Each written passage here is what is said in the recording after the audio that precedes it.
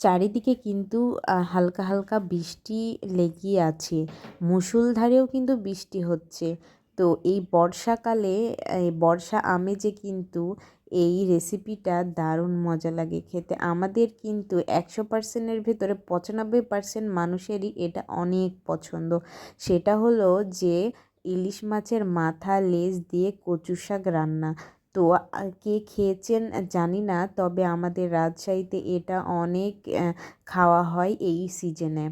তো কচু শাক দিয়ে ইলিশ মাছ আর লেজে রান্না করলে কিন্তু দারুণ মজা লাগে খেতে। কে কে খাননি অবশ্যই এই ফুল ভিডিওটি দেখে বাসায় একবার হলো রান্না করে খাবেন।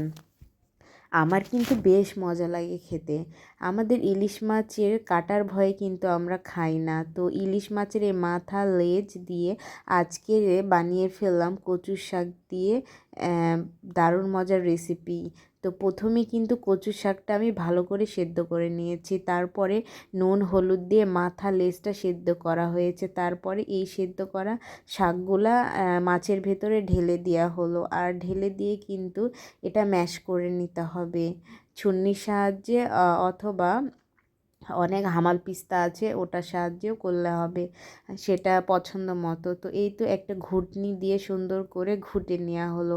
মাছের মাথাটা একদম ম্যাশ করে ফেলা হবে, একদম যাকে বলে কচু শাকের সঙ্গে যেন মাছ আছে এটা কোনো অস্তিত্বই থাকবে না, একদম মিশে যাবে একাকার। আর দিয়ে দিলাম লেবুর রস, যেহেতু কচুর শাক যে বর্ষাকালের কচুর শাক একটু গলা চুলকাবে, তার জন্য লেবুর রস ব্যবহার করা হলো। আপনারা চাইলে কাঁচা আম, টক জাতীয় জিনিস ব্যবহার করতে পারেন। তারপরে সব যখন ঘাঁটি করা হয়ে গেল তখন এক সাইডে রেখে কড়াইয়ে এই তো রসুন, পেঁয়াজ, শুকনো মরিচ, কাঁচা মরিচ, কালিজিরা, পাঁচফোড়ন দিয়ে সুন্দর করে ফোড়নটা ভেজে সিদ্ধ করা মাছ আর শাকগুলা দিয়ে দেওয়া হলো। একদম সহজেই কিন্তু এই মজার কচু শাক দিয়ে মাছের মাথার রেসিপিটা কিন্তু বানানো যায়। এটা রাজশাহী অঞ্চলে কিন্তু বেশি খাই। এটা কিন্তু আমাদের অনেক প্রচলিত একটা রান্না। তো কে কে খেয়েছেন জানি না, তবে একবার খেয়ে দেখতে পারেন। কী যে মজার, কী যে সুঘ্রাণ লাগে খেতে, তা বলে বোঝানোর মতো নয়।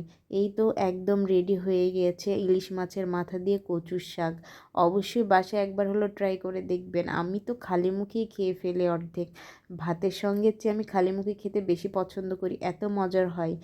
গলা চুলকালে একটু খাবারের সঙ্গে একটু লেবুর রস ছিটিয়ে নেবেন, আর গলা চুলকানোর সম্ভাবনা থাকবে না। তো কেমন হয়েছে অবশ্যই কমেন্টে জানাবেন। তো সবাই ভালো থাকবেন, সুস্থ থাকবেন। আল্লাহ হাফেজ।